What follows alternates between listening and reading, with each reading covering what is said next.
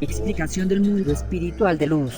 Explicación 46. El Padre envía a vosotros un mundo espiritual, con un mensaje para que vosotros podáis recibir más luz, y podáis miraros a salvo en este mar anchuroso de pasiones y confusiones. Esta obra está por sobre todas las ideas humanas, y por ser revelación del Espíritu Santo ostenta el nombre de espiritualismo.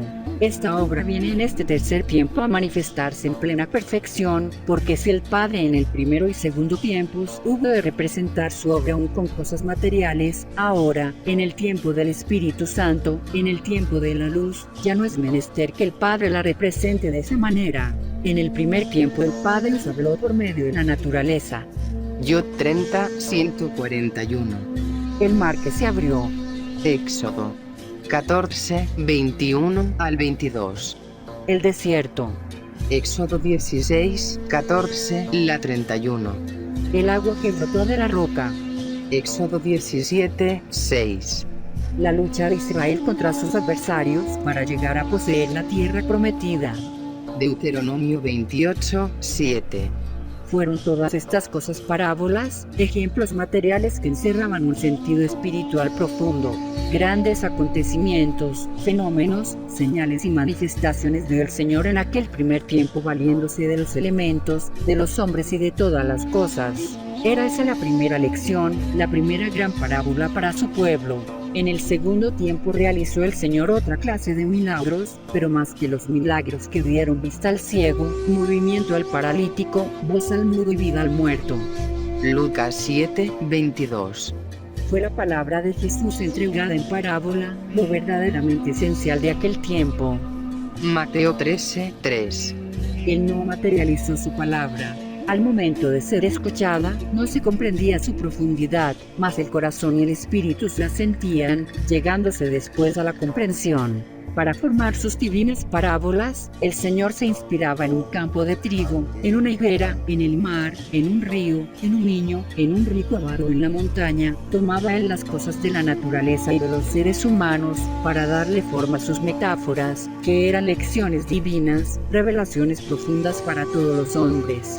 En este tiempo, el Maestro ha venido a entregar su palabra, sin tomar ya a su pueblo para enviarle al desierto, para probarle en la forma en que le probó en el primer tiempo, pues esa lección ya fue entregada.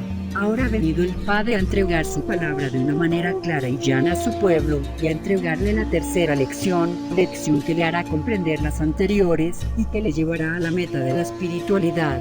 No vino a hacerse hombre en este tiempo, sino que vino en espíritu, porque esta obra, que se manifiesta en plenitud en este tercer tiempo, es espiritual. Os envió espíritus, ángeles protectores, consejeros y curativos que viniesen a convivir con vosotros. No envió criaturas humanas, sino seres del más allá que llegan a vosotros por breves instantes para dejaros su mensaje, su simiente y su caridad, para después retornar al valle espiritual. Marcos 13, 27. Entresacó el Padre a su pueblo de Israel de los distintos caminos, para unirle en una sola familia, para enseñarle una vez más, y para depositar en su espíritu la luz, la marca invisible del espiritualismo trinitario mariano, insignia que por vuestra palabra, por vuestras obras y vuestra espiritualidad, es visible y reconocible para todos los espíritus y aún para los elementos. Vino el Padre y depositó en vosotros un estandarte, no el estandarte material sino el espiritual, y si ese estandarte no existe en lo material, entonces ¿qué cosa es?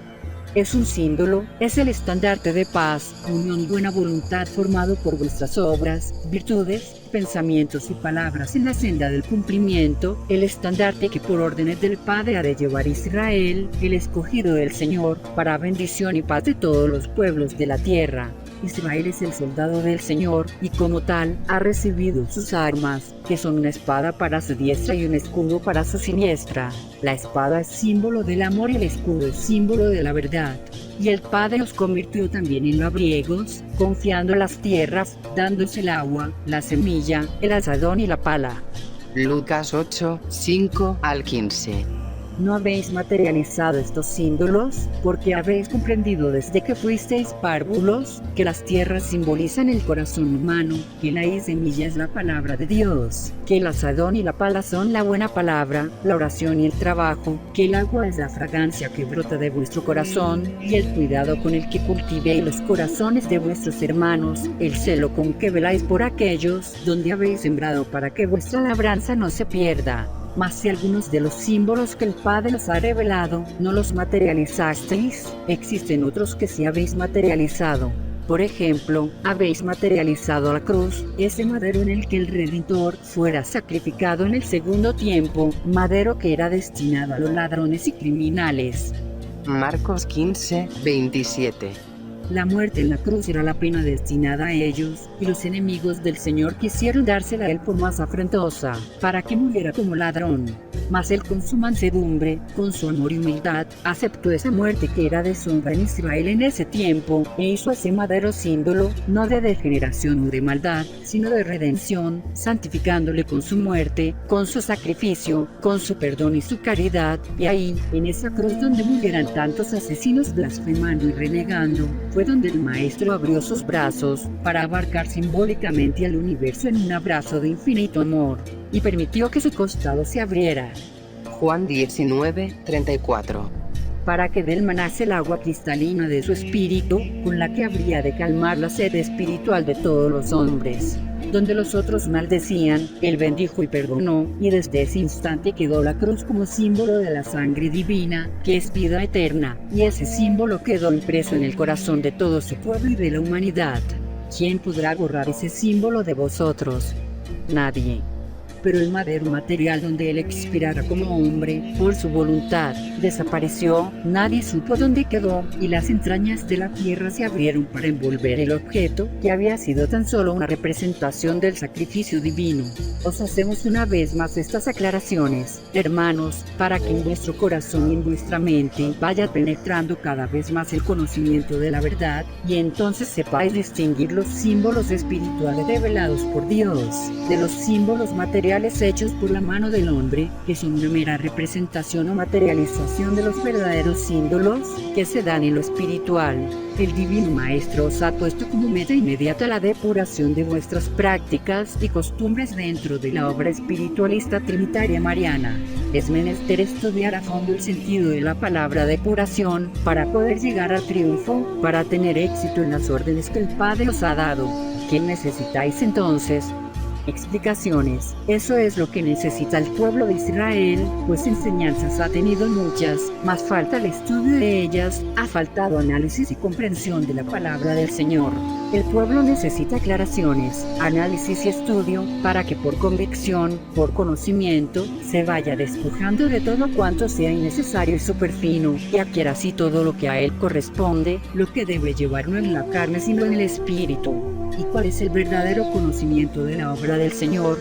Ese conocimiento lo da el sentido de responsabilidad, la conciencia de vuestra tarea, la limpidez en las prácticas, el saber lo que se ha de hacer y de lo que no se ha de hacer en la obra del Padre, el dar el verdadero sentido a los símbolos y el verdadero culto a la divinidad.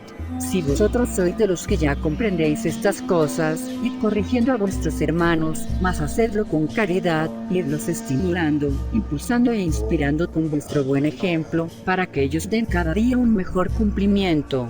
Corregirlos discretamente, separados de los demás, para que no delatéis públicamente a nadie, pero hacedles comprender sus errores. Nunca mencionéis el nombre de nadie en público, porque ninguno de vosotros tiene como misión el juzgar a sus hermanos.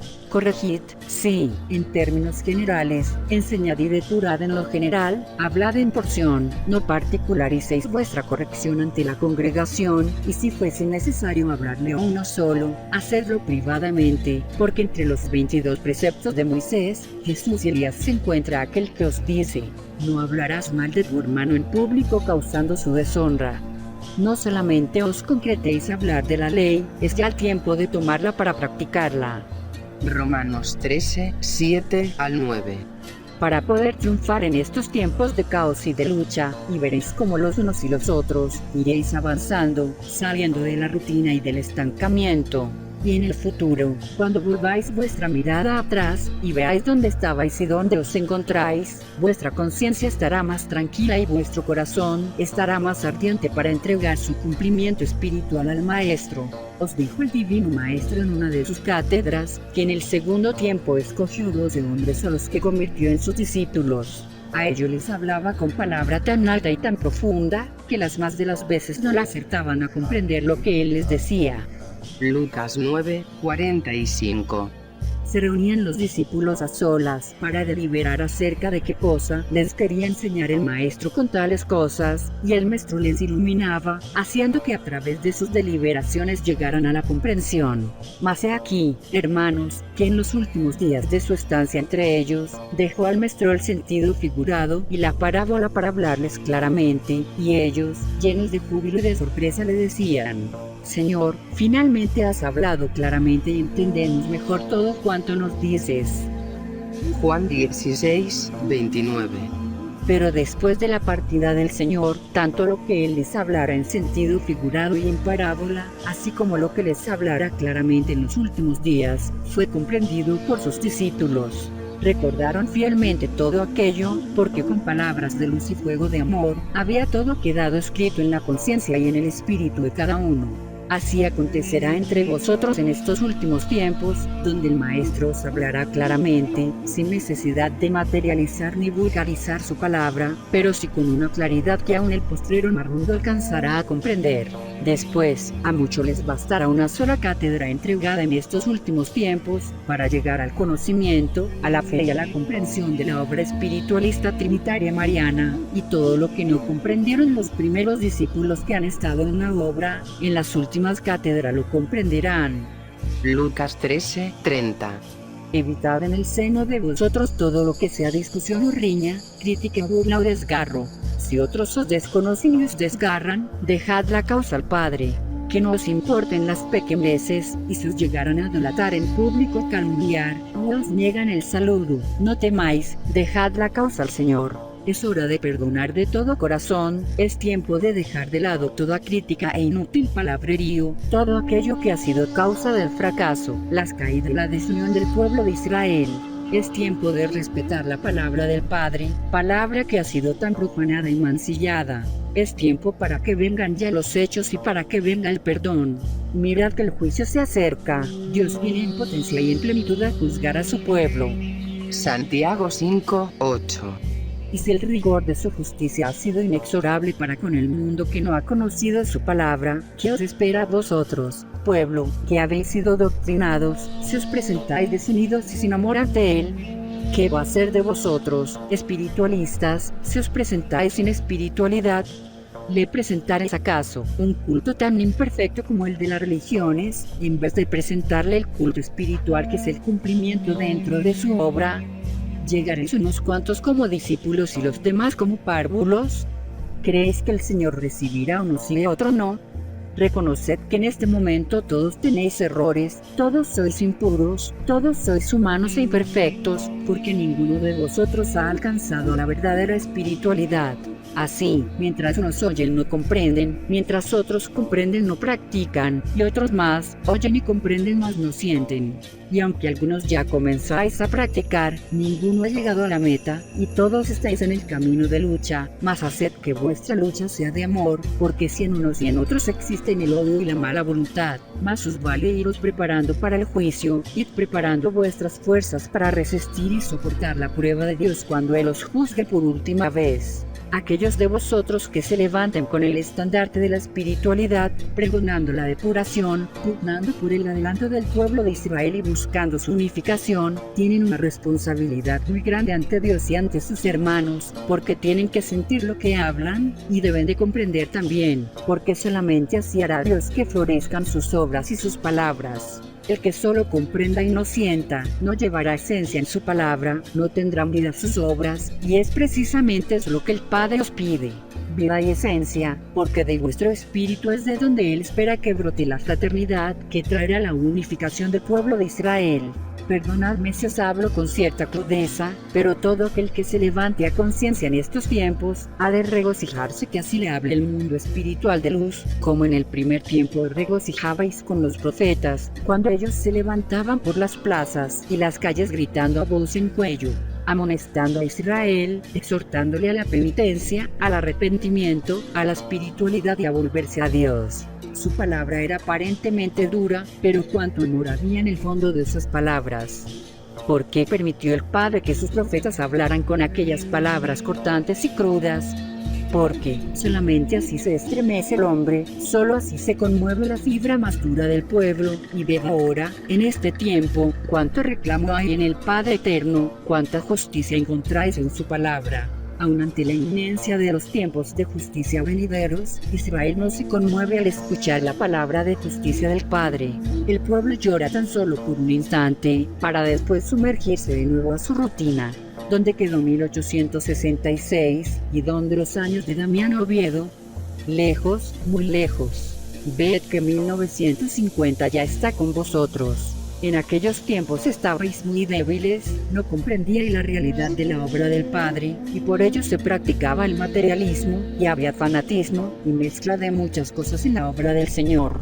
Si analizáis, encontraréis en muchas de vuestras prácticas influencia del evangelismo, del espiritismo, del catolicismo y de muchas otras sectas. Y ahora que ya está cerca la partida del Señor, si vais de recinto en recinto, de labriego en labriego, de corazón en corazón, encontraréis que no habéis dado un solo paso en la depuración de vuestras prácticas, y de que el pueblo no ha llegado al conocimiento uniforme de la verdad en la obra del Padre. Gran parte del pueblo de Israel duerme, y aquí está el mundo espiritual de luz para deciros que estemos unidos los unos con los otros, que todos somos labriegos dentro de la misma santa causa, que nosotros también. Cuando cese esta etapa de comunicación por el entendimiento humano, habremos de rendir cuentas en ese instante, y no queremos llorar, hermanos, no queremos que el reclamo del Padre sea con nosotros, así como también queremos que sea con vosotros. Nuestro deseo es que lleguemos unidos como un solo campinero, como un solo labriego, trayendo en nuestras manos el trigo mejor, el trigo salido de la buena siembra, de esa siembra que el divino sembrador, por amor a vosotros, os confiara en vuestras manos espirituales en este tercer tiempo. Todos somos espíritu dentro de esta campiña, unos en materia y otros en espíritu, todos somos iguales, somos todos labriegos de la misma causa, de la misma obra, y caminamos en la misma senda, y todos hemos de luchar intensamente con nuestro mejor esfuerzo en los tiempos últimos de esta humanidad. Me retiro de entre vosotros, hermanos, y en estos instantes en que mi espíritu ascienda al más allá, elevad nuestra oración de espíritu a espíritu, para que en comunión con el Señor, alcancéis el perdón para todos, el perdón por vuestras faltas y errores, la luz para los que se encuentran confundidos, y la fuerza para aquellos que se han levantado en plena lucha por la espiritualidad. Por medio de vuestro cumplimiento, la clemencia del Señor tocará a las naciones, mas es injusto pedirle al Señor que tenga clemencia, pues quien no ha tenido clemencia del mundo ha sido Israel. El Padre os pregunta, ¿le pediréis acaso clemencia a la clemencia? Salmos 94, 9. Es este pueblo a quien el Padre le ha entregado la promesa de hacer la paz universal a cambio de su unificación, de su espiritualidad, de su regeneración y de su cumplimiento en su doctrina. Que la paz del Señor quede con mis hermanos.